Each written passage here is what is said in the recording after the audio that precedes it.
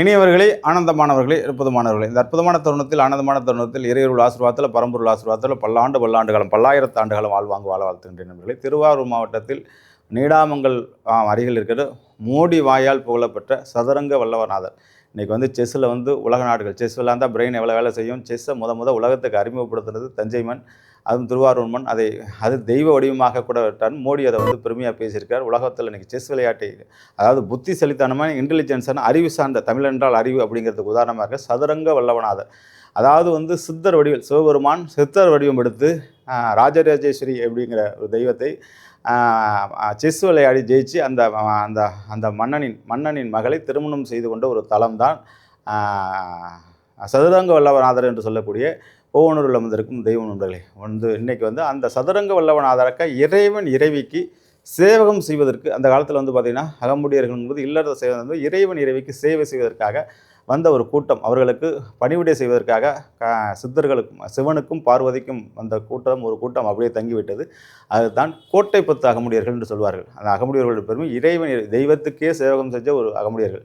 இப்போ திருவாரூர் மாவட்டத்தை சுற்றி வந்து பார்த்திங்கன்னா, அந்த பூவனத்தை சுற்றி பார்த்திங்கன்னா, அந்த இன்றமும் திருவிழா நடக்கும் காலத்தில் முன்னாள் கோட்டை, பெரிய கோட்டை, பறவை கோட்டை, ஆவி கோட்டை, கோட்டைன்னு சொல்கிற கோட்டைப்பத்து அகமுடியர்கள் அப்படின்னு சொல்லக்கூடிய அந்த அகமுடியர்கள் வந்து பார்த்திங்கன்னா அங்கு பரவி இருக்கின்றார்கள். அவர்களுக்கு வந்து அங்கே வந்து நோட்டீஸ் கொடுத்து அவர்கள் முன்னிலையில் இந்த மண்டாபடி நடந்து அவர்களுக்கு காலமாக சதுரங்க வல்லவநாதர் கோயிலில் மரியாதை செய்யப்படுகின்றது. இன்றும் இந்த கோயில் வரலாற்றில் இந்த விஷயங்கள்லாம் இருக்கின்றது.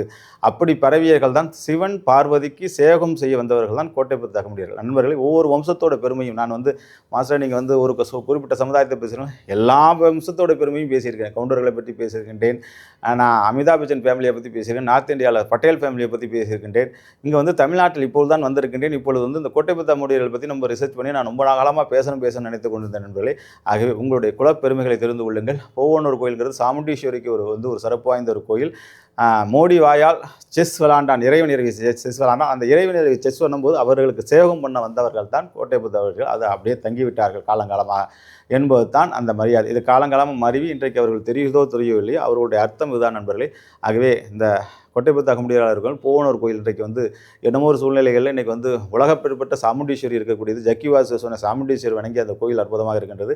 அங்கே அந்த பைரவர் வழிபாடு ரொம்ப சிறப்பாக நிற்கின்றது. எல்லோருமே அந்த வம்சத்தை தேர்ந்தவர்களில் வாழ்வில் வளமும் நலமும் பெற வேண்டும் என்று ஆசைப்படும் அத்தனை நண்பர்களும் அந்த பூவனூர் கோவில் பெற்று சதுரங்க வல்லவநாதரை வழிபட்டு எல்லா வளத்தையும் நிலையும் பெற்று 16 வகையான செல்வங்களும் பெற்று உங்கள் குலப்பெருமைகள் எழுந்து வாழ்வாங்கு வாழ வாழ்த்துகின்றேன். வாழ்த்துக்கள், வாழிய நலம், வாழிய பல்லாண்டு.